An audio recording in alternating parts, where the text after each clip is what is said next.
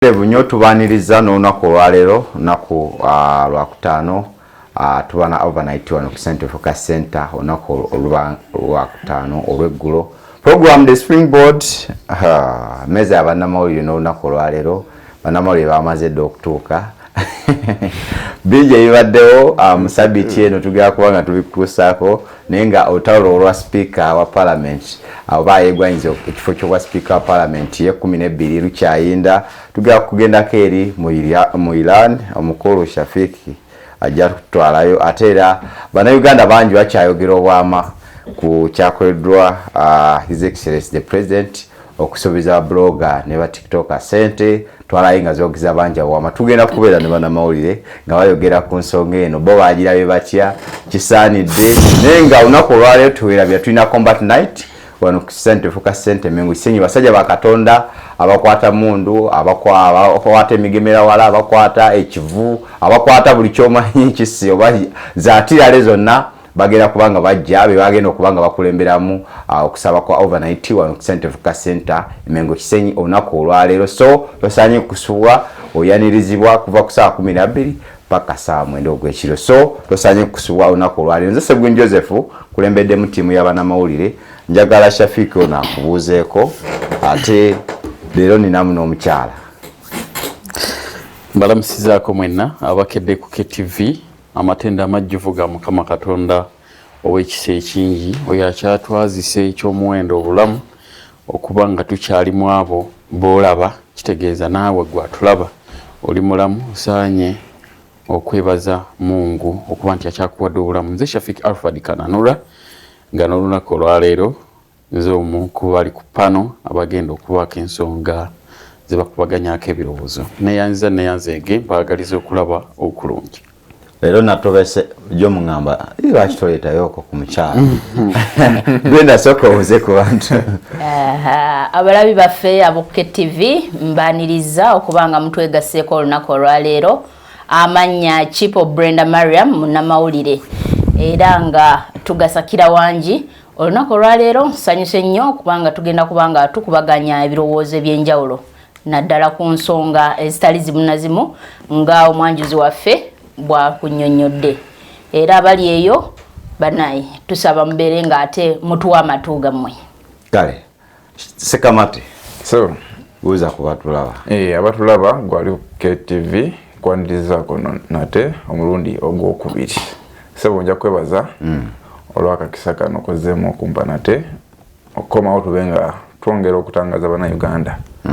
ku ebyo egenda maaso mu ggwanga ate era njagala kukozesa akakisa kanene nsobole okukulisaayo baganda bange be nabadde nabo yesterday nabadde mu kyalo eyo nga tugenze werekerako omuganda waffe Ogi waffe yatufuddeko ebitundu by'Ebutambala eyo njaba okulisaayo mwenna mu kiziiko omanye Butambala ewali ebyalo ebikanga kyebaziikamu buziika watuziika Butambala waliyo ne mulugo ebyalo tebiriyo se twabadde nkookoomaawo mu kikambo owulira ebyalo byonna bikanga.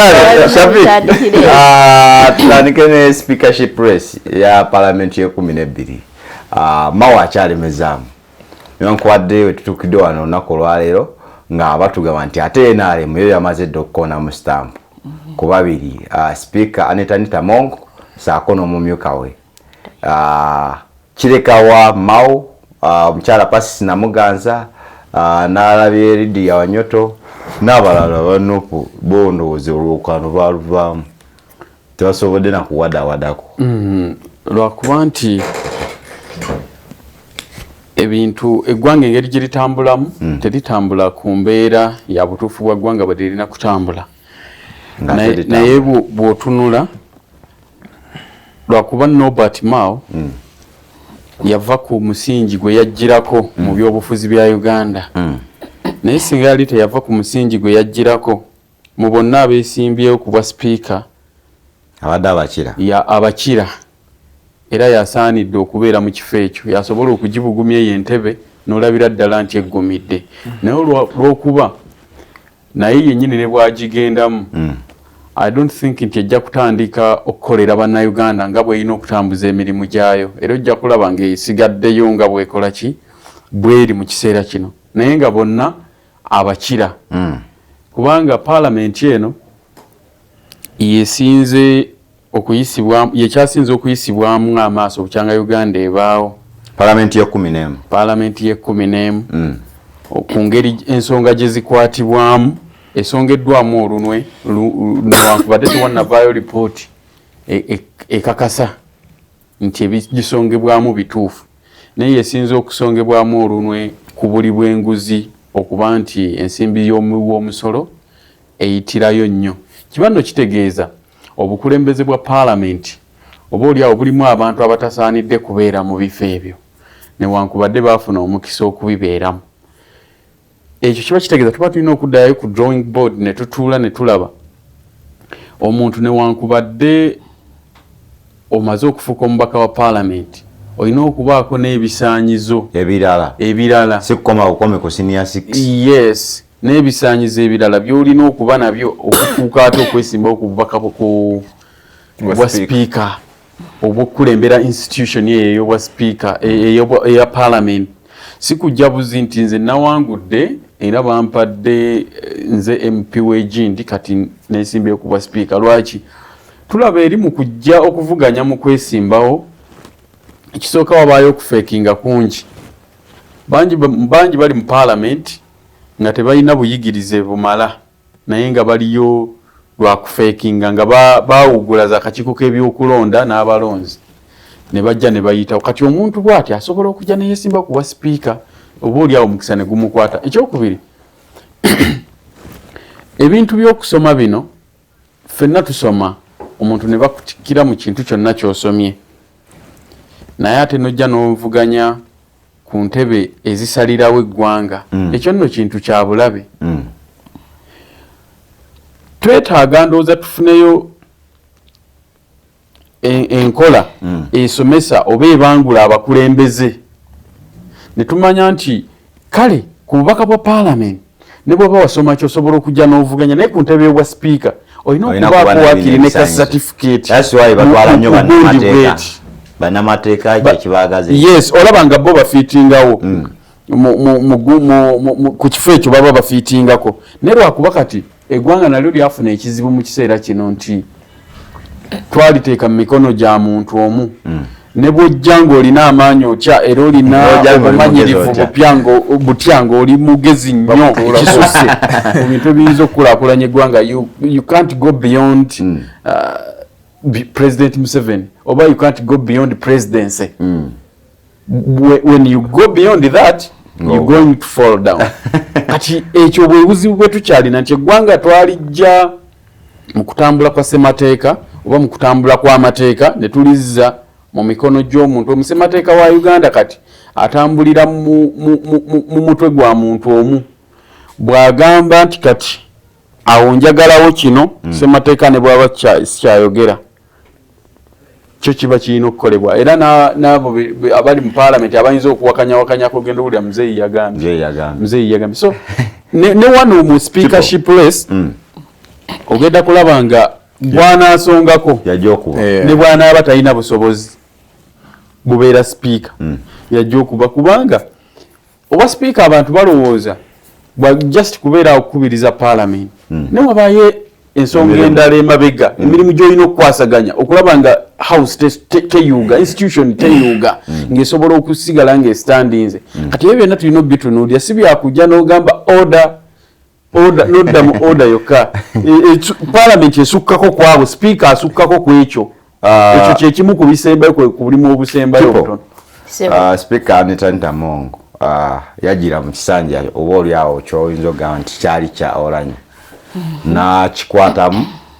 ng'alina mwegaba emyaka 10 ku kya sipiika n'omumyuka ne mu wa 10 okweyongera wali ku bwa sipiika ne ku kino ntwageze olaba nga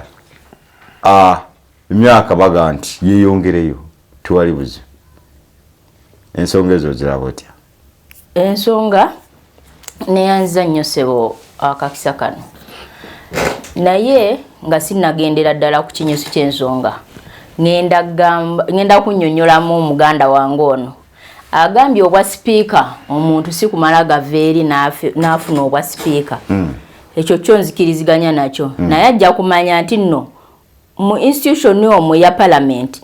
waliwo era ebbanguliro eddala erigenda ne libangula ba MPs ne libangula n'abastaafu abalala okusobola okuba nga bamanya bulungi amateeka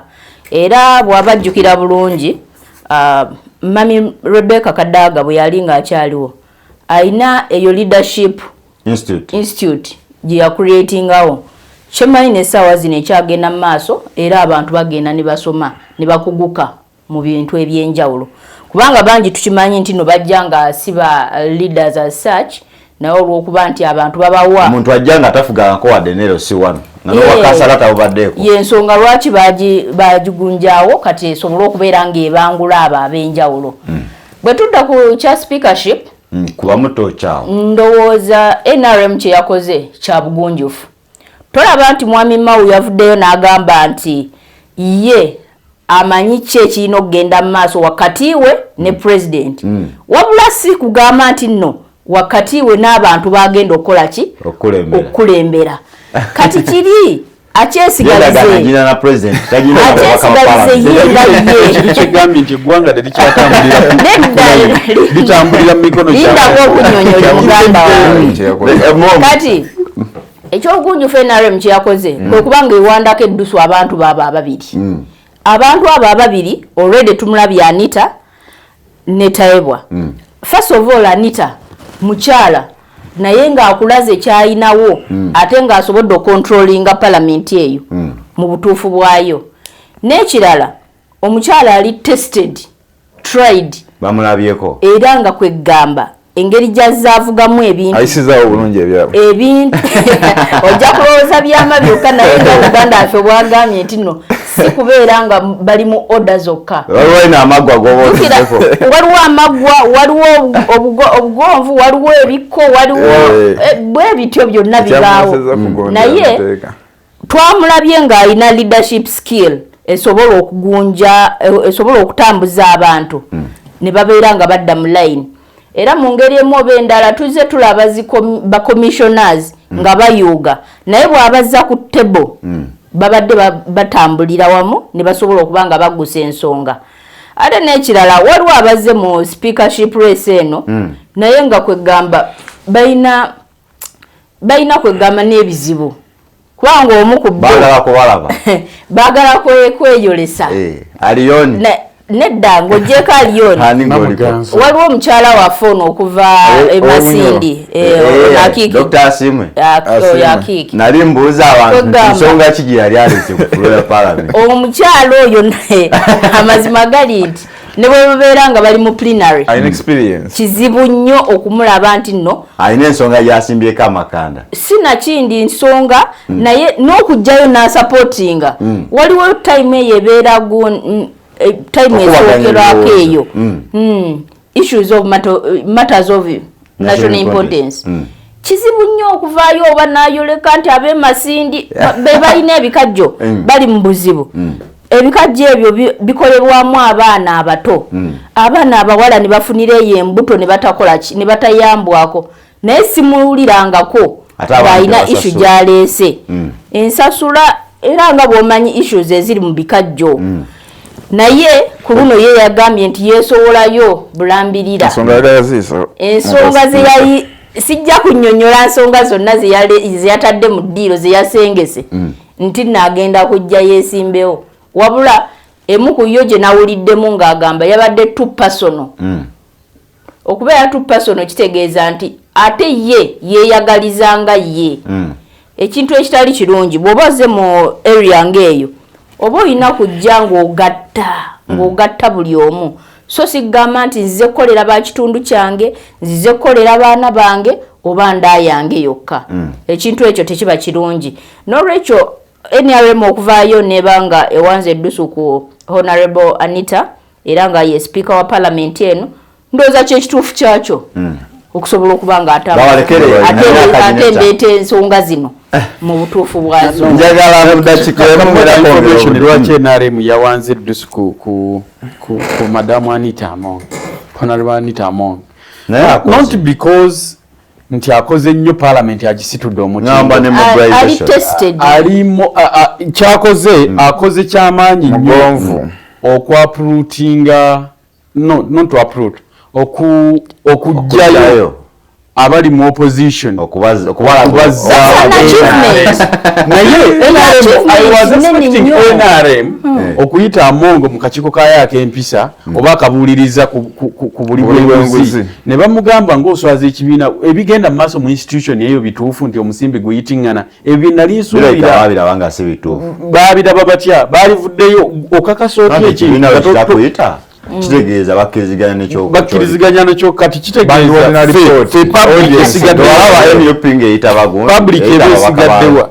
public esigadde waliwo enguzi mutuvuddeyo tulaga nti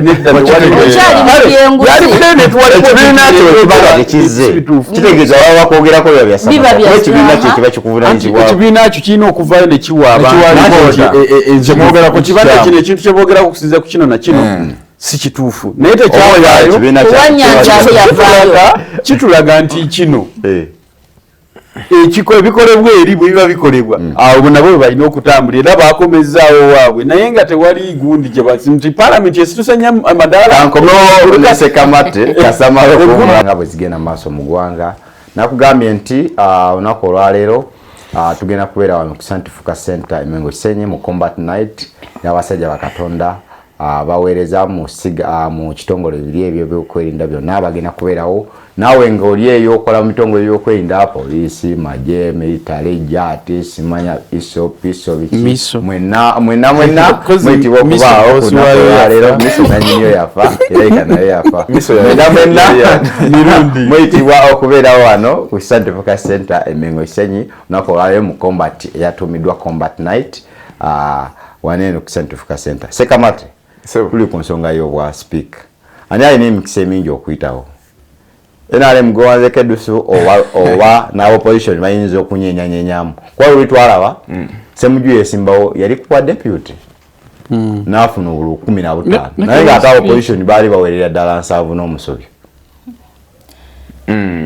kitegeeza ki nti opposition nayo erayika egoberera NRM kyegigamba kuba mubanga muli opposition katugambe abeNUP mulinga anamu nemugamba nti temwagala NRM gwereese ate lwaki anamu ono temubuwo aliko oludda olw'opposition waba avuddeyo neyesimbawo kitegeeza wabaawo embeera etali nnungi nga nawo gwe baleeseko opposition bamulaba talina lugendo kyannaku nnyo okuba nti ebyobufuzi by'eggwanga oba eggwanga talirimu democracy okutandika ddala mu palamenti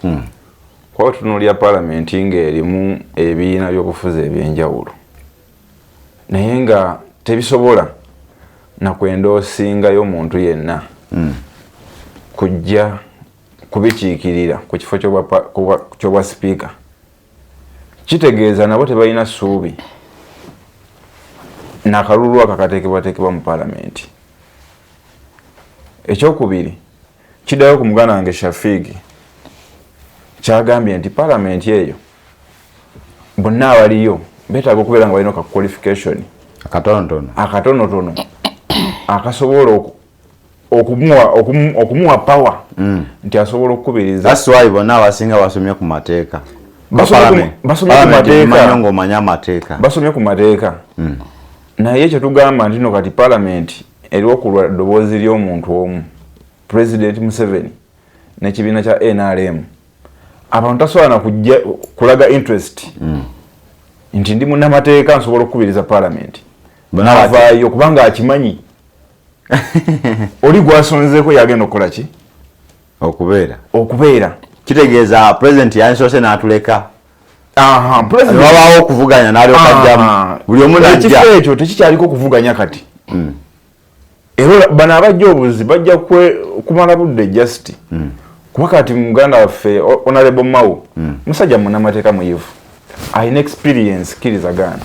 bonna abasinga era bonna abakira sigamba nti Anita Amongi alina experience afunye experience kubanga yaliko deputy najja n'akikwatira mu kkubo n'afuuka sipiika. Naye entambuza gy'atambuzaamu emirimu si ebadde eri awo nti esaanidde oba eyongera ku ggwanga Uganda, paalamenti y'eggwanga n'ebeera nga erabibwa ensi yonna nti erina kyekoze ekiganyulwa bannayuganda, wabula ye aliwo jasi lwa bigendererwa byaki bya pate ye nakubeera mugonvu eri mukama we, kubanga bwe tuwulya saga yaliwo ey'obubbi bw'amabaati, sipiika yennyini nyini yagirimu, ate nga paalamenti siga kkulu nnyo eritandikirwako kunoonyereza ensimbi z'omusolo ezo zidiibuudibwa zitya, services zituuse zitya ku bannayuganda. Olinga sipiika tasobola kikola ekyo. Olinga Shafiki kyagamba nti NRM gwenaawa. Opposition yo kigirekawa. Opposition tukirize tugaane ng'abantu wansi eno ku ground bakkiriza nti kati ebyobufuzi tebikyalimu ki tebikyalina makulu. Kati ne paalamenti bweri era ogenda laba omusimbi nga mungi guyitingana ku muntu oyo NRM gwe yalonzeeko eddusu. Opposition tosobola vaayo nti ngenda wagira Mao onoofuna akakadde nga wali bakagaba.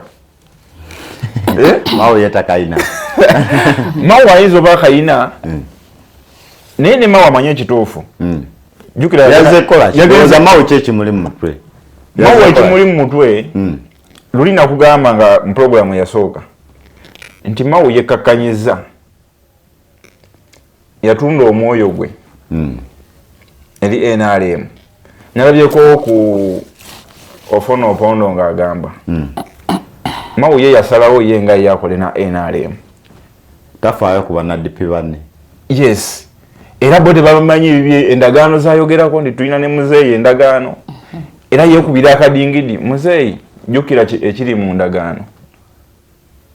nsobole okuyitawo ku bwa sipiika. Ninayo ka information katono okola ne gavumenti si kibi nzikiriziganya nakyo naye okoze nayo otya. Can you still stand ku points ezikulakulanya eggwanga oba naawe wasalawo kugenda kudda mabega waba abanyigiriza bannayuganda? Kati Honorable Mao kye yakola, I was expecting him nti mu kukola ne NRM agenda kusigala nga awabula president naddala nga bali mu cabinet nti president ensonga zembadde eri nga kuvuganya bubi nnyo kati nzize tuziteeseeko buteesa, but is still like no. Ekyokubiri Mao kuva yafuna wa minisita okwongera ku nsonga y'omukulu oyo Mao yagenda okukola obufumbo eri sina ufumbo mukikirize nti Mao naye yakyuka Mao yatugamba agenza ayogerezeganya okutawa Mao yagenda nga olamateeka omusajja w'empigi kati tutabasibe twabyogera eyo musibe bwe baata ne bagamba ateereddwa ku lwa Mao ekiriyo taliyo naye yatugamba agendedde ku nsonga eyo, kitegeeza ne bw'anaagenda n'afuna obwa sipiika nga bwe nti paalamenti esalibwawo omuntu ogwo kyayagala kiyite kyekirina okuyita kikubaganyizibweko ebirowoozo kwolwo kye mulina oleeta ku fulo ya paalamenti. President Museveni alinga America olina okukolera wansi wa interests ze bw'oba tozikolerako you going to be like abolished ngo ogenda beera down kirizo oba kukola ki gana kipo natumaliza kw'ensonga. Nze njagala kuwabulamu baganda bange bano bawooza nti Mao yagendera ku nsonga ndala naye kye muba mumanya Mao yasigaza akasaati akaliko green akambala munda ne white naye nga ina sina vesti the whole of him mugongera ko yeke nyini Mao ku nsonga eyo munaye na rem nsonga lwaki agenda natandika okuwoza nti tuyina omusango gwawabira Mao ekintu kyeyakola muganda sango naye ogubaddeyo wiiki Mao ekintu kyeyakola banne gwe bamuwabira nga sinagenda ku musango ogwo tugugirewo ddala. Mao mujjukire President Museveni yakola ku statement n'agamba by 2026 twajja kuba opposition twagenda beera opposition teriwo tewali. Kati Mao yakola kyamaanyi nnyo kwa muzeyi yali akimanyi nti Mao ono namusindika mu DP yali amaanyi ne kakana namanya nti yewedde kati Mao kwe kujja bakole ki akomewe wa taata tukole endagaano mulimu ndowooza ngukoze Kyagulanyi n'afubutukayo kati kyovola bendagaano eno muzeyi tagenda giteeka mu nkola endagaano Mao emutudde bagamba Mao omupya yazze NRM mutuufu nnyo naye kimwino tegera endagaano eyo teriyo endagaano eribigambo ajogerako pepa nga basayininga yake nyinyi wako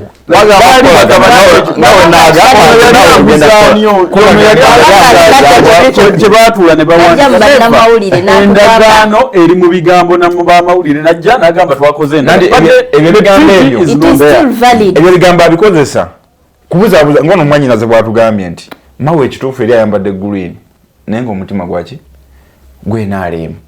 kati alina okukozesa ebigambo ebyo atulage nti nno jasi bakolagana bukolaganye naki ne musajja wa DP kale awe tukomawo mu gwe yagugusa ensonga endala sasula ekyaganye aba TikToker ne babloga bakolera President Yoweri Kaguta Museveni yabasisinkanye olunaku lwali lwa Sunday okuva olwe Sunday bannayuganda bangi boogera bibogezi obwamu sente nyingi lwaki eno totuwaako zino zizimba eddwaliro simaya zino zikola ebinnya zino zikola eki bannayuganda bangi bayogedde bingi Shafik walabyewo ekizibu kyonna mu nsinkano eno waliwo ne bukatono bwakubiddwa nga buli omu alinga aleese akagundike bamuteeremu ekikyagende era sabe Mungu tusitukweko ekiro abo abaagala Uganda ebeeremu emirembe tusabe Mungu atusaasire Uganda agiseemu emirembe eva naye nga bwe twolekedde akaseera oba akabaate bwe tuba nti tuyina omuntu okuba obulungi olina sisinkana president akuwe njagala okubuuza president ye bwe yali myaka 2-3 kutuuka ku 4 tewaliwo governments yasisinkana ani n'amuwa billions ezo so president Museveni kino akikola kagenderere okutta generation okutta eggwanga akikoleramu interests ze abamusisinkanye ne beyasisinkanye interests zaabwe bennyini bonga buli oli kyayagala president yamuwe president kyayagala amalewo abamutawanye nnyo abaleeta awareness mu bantu nti bannaye eno tukola ki ebintu tebitambula bulungi naye nga ezo billions 5 zeyabawadde zagenda okubawa newankubadde nze nkyabuusabuusa nti ajja kuziwa kubanga politics wakwogera abantu bye baagala okuwulira then oyiseewo ebibye naye bw'anaaba zibawadde ezo sente Mr President zisobola okuteeka eddagala emulago wenjogerera nyina muganda wange ali mulago mu ddwaliro kati amaze weeks 2 mukyala we yazaala omwana nga tatuuse yakaspendinga millions 6 but it is a government hospital, a national referral hospital. Ezo sente zisinga ziteekebwa emulago ne ziteekawayo facilities ng'omuntu spending ezo zonna sente kati bwe kibanga mu weeks 2 spending million 6 alina okumalayo emyezi 3 alina okulya alina okuliisa abasigadde waka n'omukyala yennyini yeetaaga obujjanjabi can you imagine for you are there spending 5 billions on tiktokers njagala mu mawanga amalala gakula gongera ku muntu sente ng'alina kyatandikawo nga batunuulidde omukono gwo gw'otandisizza ekintu ekyo gugenda kumalawo abantu bameka abatalina mirimu gukendeeze ku muwendo gw'abantu abatalina mirimu so I want to ask president ezo billions abo ba bloggers ezo sente after 5 years bantu bameka bagenda okufuna emirimu ku ba blogger abagenda okujja ku ba blogger oba zo sente za muntu omu kulya buli like they are going to be employed under the bloggers company that company and which company are you supporting so tusanye tuve mu bintu ebyo nyina mukwano gwange yafiirwa mama we naye bw'omubuuza mama we yafaaki akugamba mama yafa bwavu why yafa bwavu let me tell you how lwakyagamba yafa bwavu yali Mulago Cancer Institute nga yalwala cancer naye nga buli wiiki alina osasula emitwalo 74 covid we yajjira okukola ne bakola ki nga sente tezikyasobola kufunika n'agende Mulago n'abagamba naye nzize nsasula eddagala okumala emyaka egi 2 sente leero zikendeddemu olwa covid naye bwe zijja ngenda kusasula muwe mama wange eddagala baali mu mama n'akola ki n'afa era twamuzika mu covid nze yamuvuga ne tugenda ne tuziika mu kyalo mukadde ng'amaze okufa kakati ebyo byonna president oba ye president nga ayagala olaba nti eggwanga lino lifa livunda liggwawo nga ali mu alaga ensi nti sente weziri ayinza n'okugabako 5 billions mu bantu abatalina mugaso yeerwaze tebalina mugaso yeerwaze president yeerwaze atekeko masiki tayambala ngoye ze bamumanyiddemu ayambale fitting atekeko masiki yeebuzeebuze agende Mulago nga yeerwazizza agenda kulaba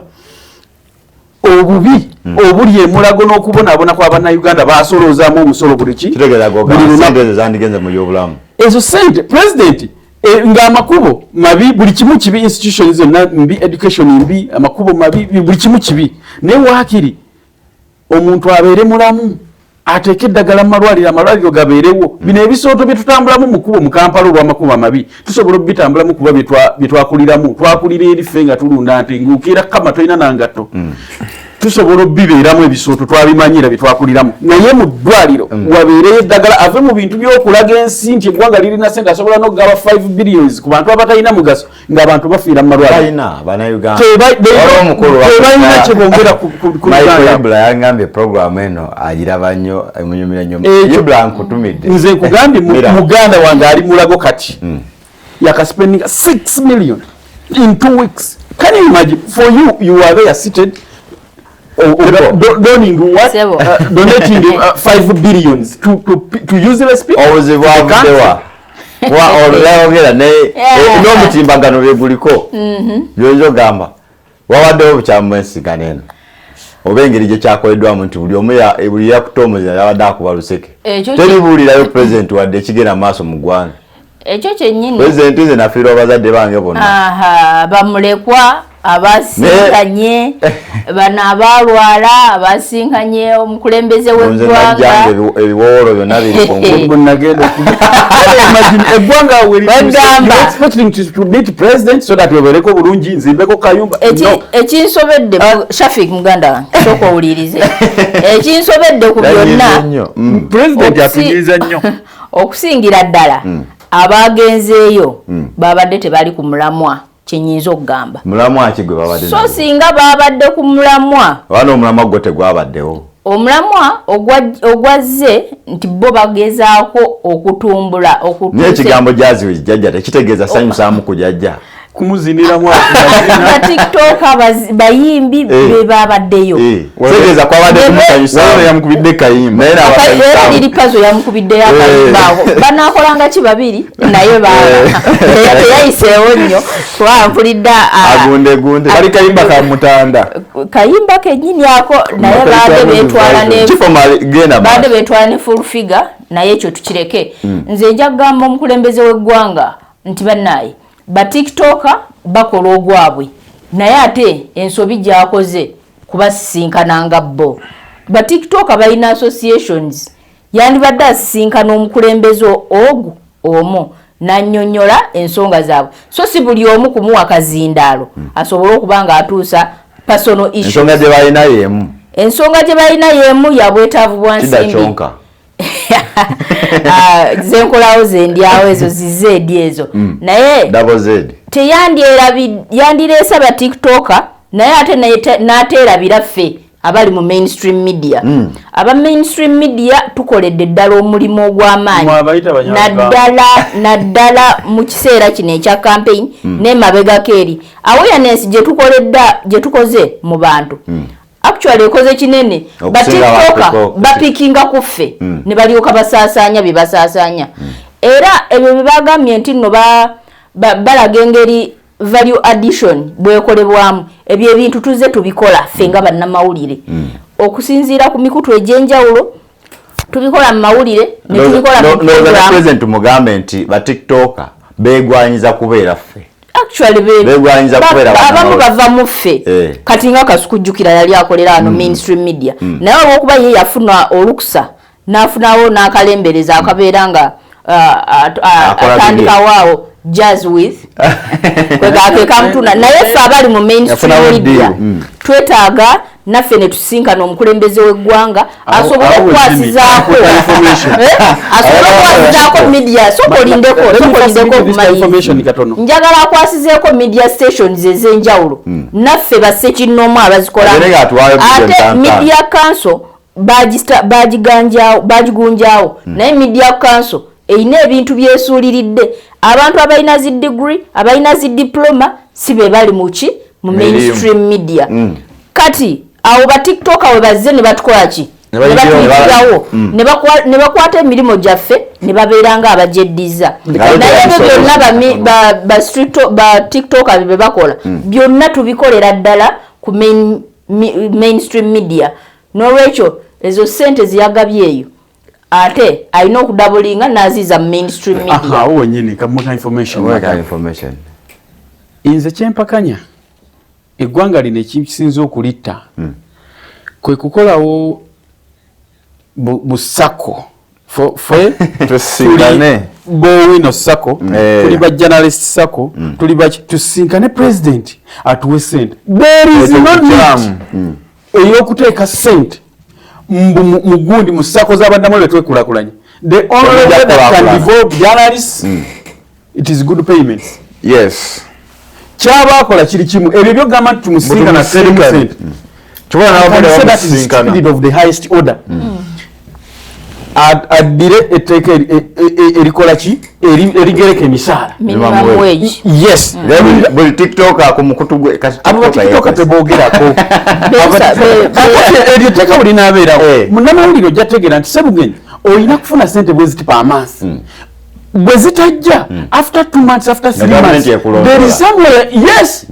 you can run ogaba ne sente zange sizifuna ojja kusobola okwekulako naye bwe tugamba tugenda sisinkana president simanyi nafa atwe bilioni ngenda mukumulako ekimu kukigambibwa nti kisisinkanya aba TikTok abantu kati ezo naye ogamba nti ajje mu nsimbi y'omusolo atuwe ngambye okubeera nga wetukomawo ekimu kukigambibwa nti aba TikTok abantu lwaki basingana president ye counter attack gye bakola ku mitimbagano ez'enjawulo nga aba NUP ba bloggers n'abalala aba NUP omulimu guno njawomboye nti banaagusobola okukola mu kaseera kano katukomere taagana ebitweyanira so akubiriza gwe munafa akyatulaba tinaawo oyitibwa wano ku Center Focus Center Mengo Senyi wa Dr. Bishop David Livingstone Kiganda Mamisin Kiganda sako ne paso body yone ya ku Center Focus Center bakuyita okubawo nako lwalero atera nyongera kwanyiriza mu services zaffe wano ku Center Focus Center Mengo Senyi lunaku olwe Sunday atubira ddala wali mu Bible class ne tuyingira morning service tuyingira main service ako ne delivery service tosanya kubanga ozisubwa olina okujja mu service ezo ofuneko jojamu atera ebintu bijja kubanga bitambulira ddala bulungi banafu aba home design schools be banafu abalangira baffe omwana mutwale ku matabi agenjawulo aga home design schools sojja kubanga wejusa balina ettabi egayaza balina ddala ekiteezi balina ekamocha ne ku Elisa ku Mawanda Road awo abalinawo ettabi eriya Omizdareni so tosanye kubanga onoonya otwala omwana mutwale ku masomero ga Omizdareni ajja kubanga bamusomesa ate bamubangule omwana bamujeyo nga atuukiridde ate nga saana ate nga afitinga mu gwanga engeri gye litambulira sekamate nabadde ngenda mukumulako nakulekedde ekibuuzo bano ba TikTok abaweerera ddala babadde bawere bibiri will they attack or control social media because naba kiringa ekiganye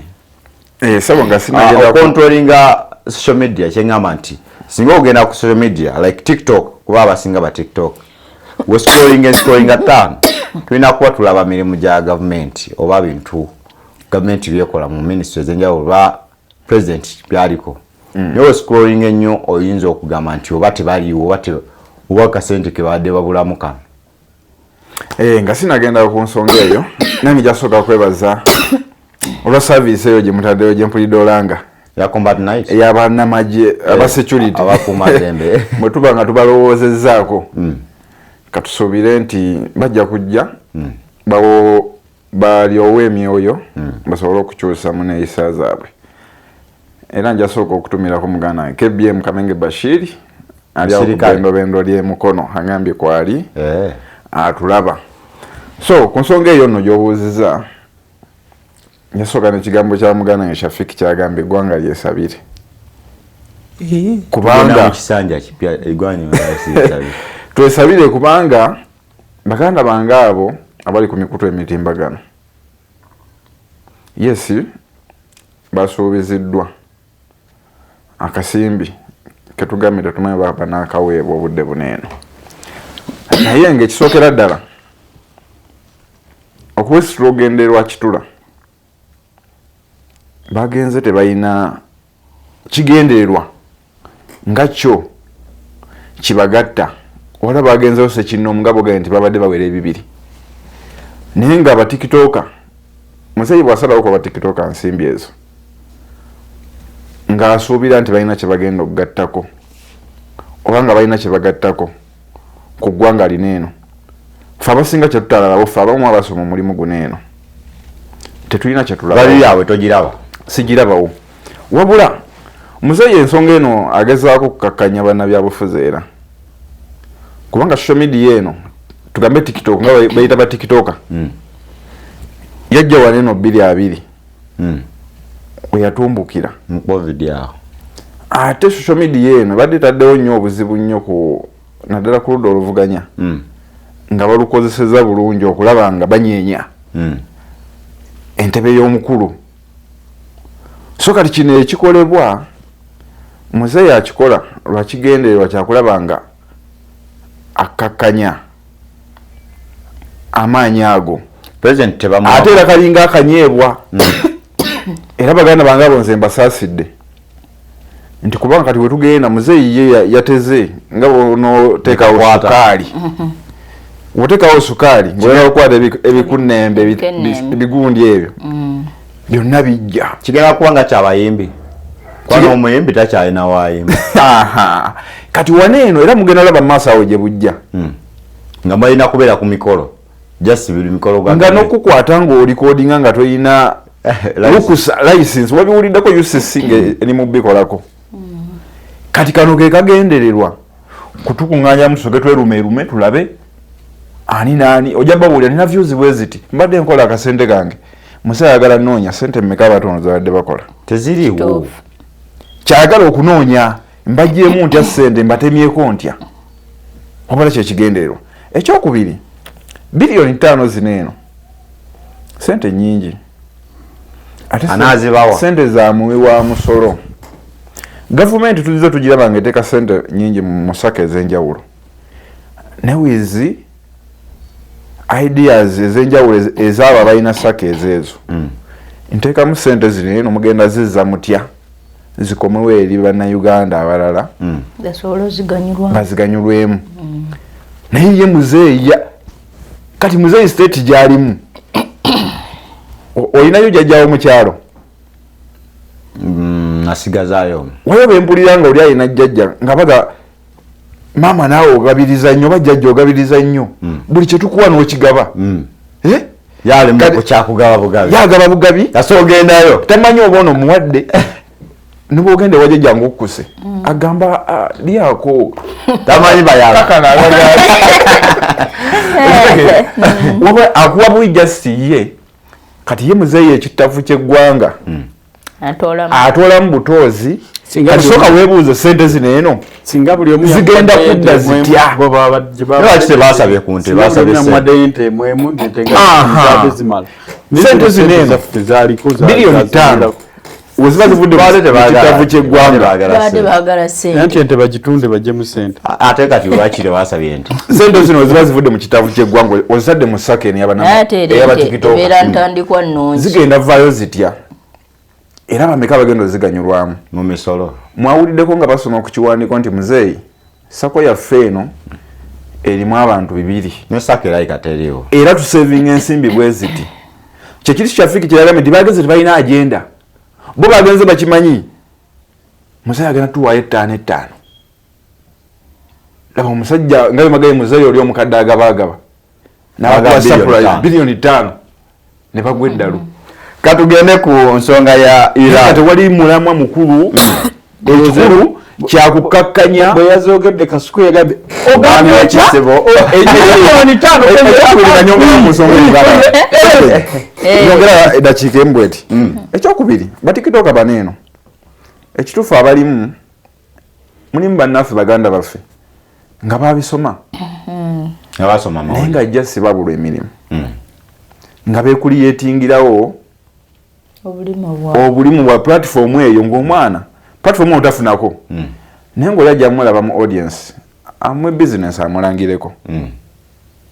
kitegeeza twetaaga tuddeyo tulabe bantu ki abakozesa emitimbagano gino eno basoma ki bwaba basoma journalism tubateekedde tutya tuyinza tutya monitoringa omulimu gwabwe guno eno basobole okugukozesa obulungi nga batunda gavumenti byekola mu makubo amalungi naye olwaliro omwana abeera ku mpewo ng'abanja emyezi 8 n'abikowa nabakanye nenkola TikTok n'abeera okwo walabye omulasa yadde avuunula muzeeyi yagambye gwosobola okuvuunula gwelasita gwe nti nsobola naye ng'omwana yasoma ebitabo abina ali ku TikTok kwakoledde erinnya taweereza ggwanga kusatadde lina omukyala gwe nabaddeko kamuyisizawo akantu kaneeno mukyala musawo wa gavumenti yalwala ensigo aliawo omukono omukyala Saara Nakitto wa gavumenti adde akola kyenjojo muzaalisa naye anoonya miliyoni 10 okugenda e India bamukyusa ensigo yafuna fanda amuwa ensigo owulira tikitoka naye oli mukozi wa gavumenti tujja kuddayo ebyobulamu nnyo ne America dakika 2 obudde bugenze dakika 2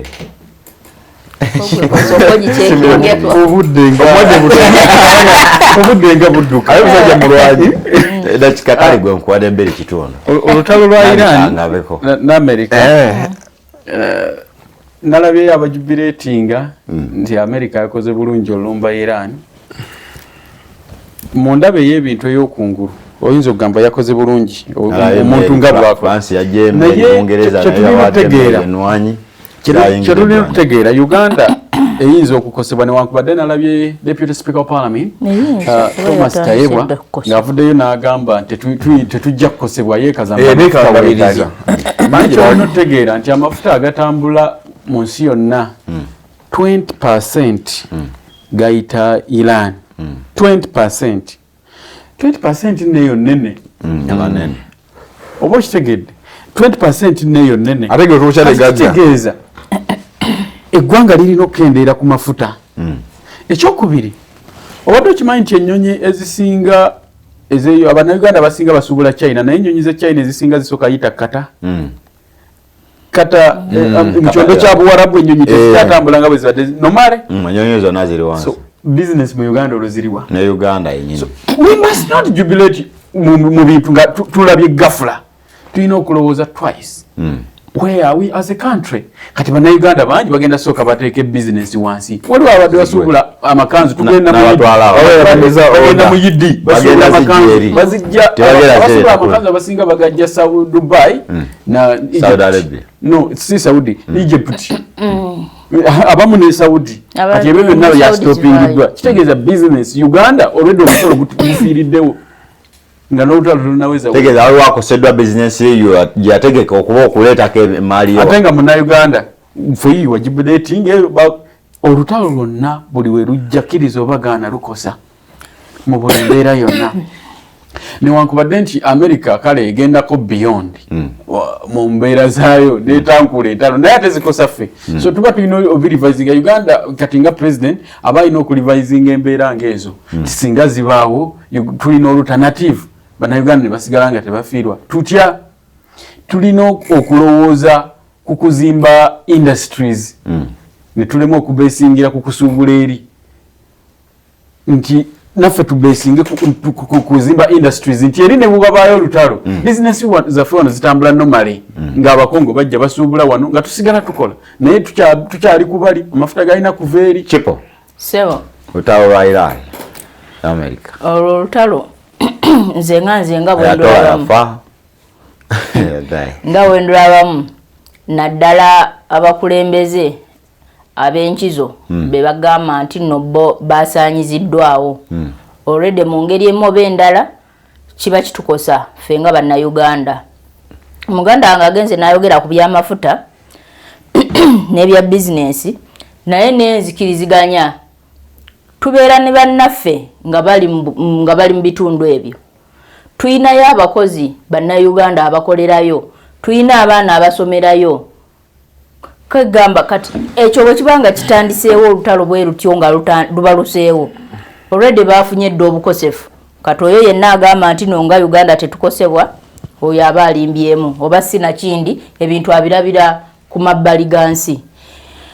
Abaana abo saawa zino tujja bagamba nti waliwo meeting gye nabaddemu ne aba internal affairs nga bagamba abalina visa zaabwe zonna ezinabaziweddeko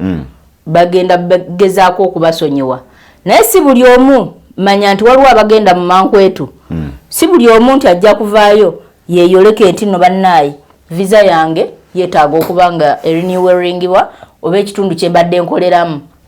neetaaga okuba nga mmanyibwa. Abo bonna bakosebwa mu ngeri emu oba endala. Kipo Bannayuganda basiibulire ddala. Okay. Kyenyinza okugamba ffenna tufeeyo nnyo okulaba nga ensi yaffe tugisabira esobole okuba nga evvuunuka obuzibu obw'enjawulo. Waliwo narratives ezijja nga zizimba eggwanga, waliwo ezijja nga tezizimba ggwanga. Ensonga y'aba TikTok tujogeddeko ezimba ggwanga ezimba mu bajje mu mainstream media kyanaku nnyo nti bannaffe abali eyo bali mu dduka bangi bafiiriddwa obulamu. Bw'owulira nti abantu bagenda mu 2,000 bafudde kintu kinene nnyo. Kati omuntu ayogera waneeno nti Uganda tegenda kukosebwa aba talina kyamanyi jasi oyo bamukubira bukubizi bugombe n'atambula. Naye bannayuganda tetunnamanya nakumanya bannayuganda bameka bafiiriddemu wabula gw'oyogera bwogezi naye nga gye bali kuba bali mu biyumba ate ebikombola bikubwa bwe tudda ku mafuta era nti oyo agamba mune tugenda kukosebwa atambulira ku ssente zaffe ye tamanyi na bbeeyi y'amafuta, tamanyi bbeeyi y'amafuta. Ekyokubiri Uganda tutuuka tutya obudde buneeno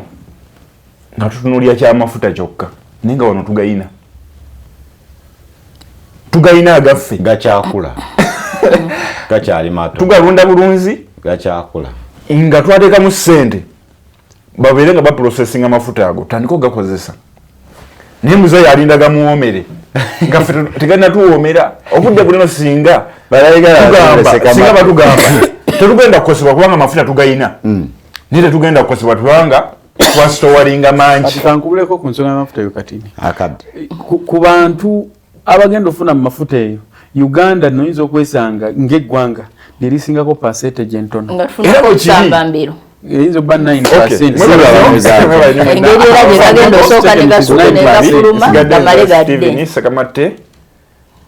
kale ndowooza gwe n'otasiibula. Mbeeyanziza nnyo ababadde ku KTV okutwegeka amaaso. Mbadde Shafiki Alfred Kannola mbagaliza obulamu obulungi mweraba. Kale akumata kunya mpeera tuddamu twasiibudekozi. Era nga neyanza nnyo bannaffe abadde naffe okuba nga mutuwadde akadde essaawa zino.